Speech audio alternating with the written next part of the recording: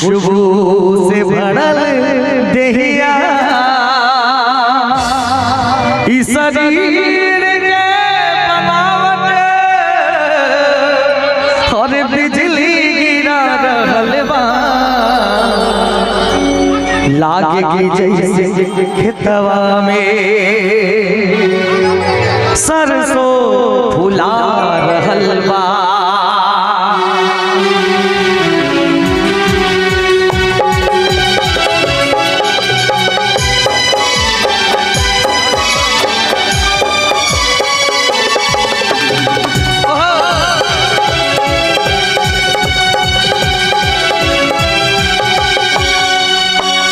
ओढ़नी के रंग पिए ओढ़नी के रंग पिए ओढ़नी के रंग पिए जादू चला रहल बा लागे की जैसे खेतवा में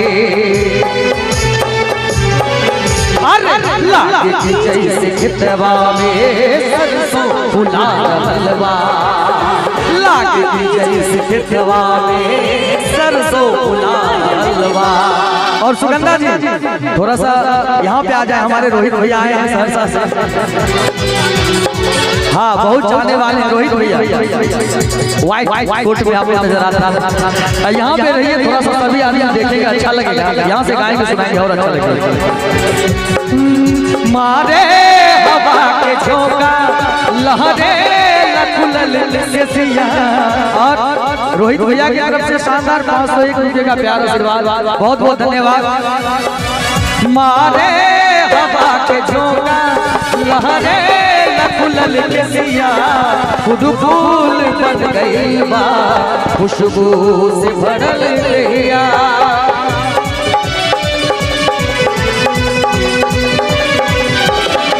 मारे हवा के झोंका लहरे लखुलल केसिया खुद फूल बन गई बा खुशबू से भरल रहिया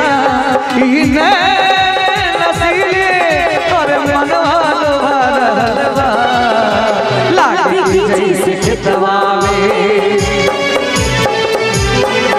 अरे लागे की जैसे खेतवा में सरसों फुला रहल बा लागे की जैसे खेतवा में सरसों फुला रहल बा ओढ़नी के रंग पिए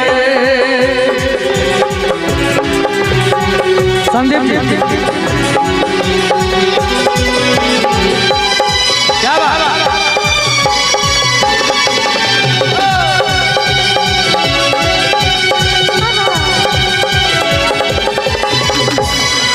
बहुआ के तोहरी पायल जब छन से छनक जाला लागे जैसे बगिया में भवरा गुनगुनाला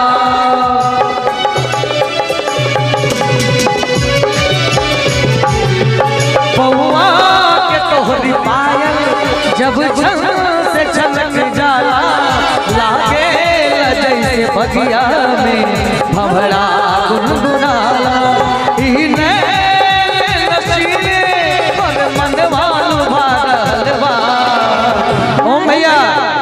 लागे की जैसे खेतवा में हमारे ओम भैया देख रहे कि हम ध्यान देते रहिए। और देखिए हमारे ओम भैया की तरफ से शानदार 501 रुपये का प्यारा आशीर्वाद, बहुत बहुत धन्यवाद। लागे की जैसे खेतवा में सरसों फुला रहल बा लागे की जैसे खेतवा में सरसों फुला। और ओम भैया कहाँ गए? ओम भैया रोहित भैया क्रिस का सुनेगा गाना, क्रिस का दिल दिला लिया तो बोलो ना बोलो क्या किया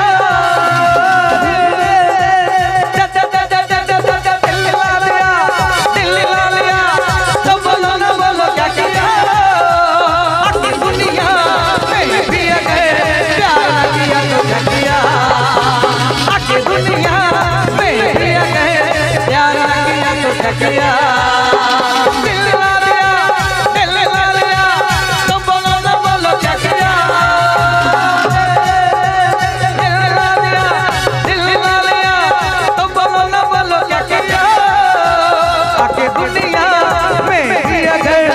प्यार न किया तो क्या किया ताकि दुनिया में भी रहे प्यार न किया। और तुझे लगे ना नजरिया क्यों ना ओढ़े तू चुनरिया, तुझे लगे ना नजरिया ओढ़ ले चुनरिया, तेरी निगाहें मेरे दिल पे गिराए हैं बिजुरिया बिजुरिया बिजुरिया, तेरी निगाहें मेरे दिल पे गिराए हैं बिजुरिया बिजुरिया। लुलिया मांगे लुलिया क्या मांगे लुलिया मांगे लुलिया क्या मांगे लुलिया पागल पर चढ़ के दरार मांगे लुलिया पागल पर चढ़ के